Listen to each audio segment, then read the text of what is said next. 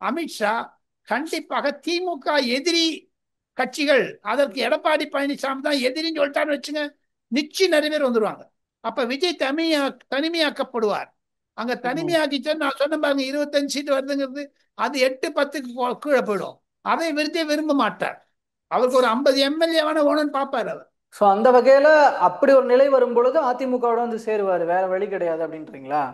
அப்ப பாஜக என்ன பண்ணும்? அப்ப அந்த ஸ்டாண்ட மாத்திப்பாரு.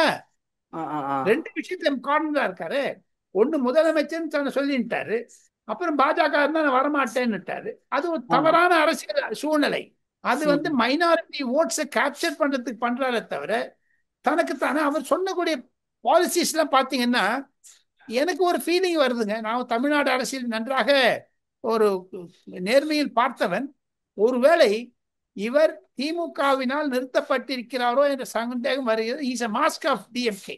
ஏன்னா இப்படி தனிச்சு நிற்கும் போது வாக்குகள் சிதறும், அது திமுக கூட்டணிக்கு வெற்றியாக அமையும் அப்படிங்கிற பட்சத்துல.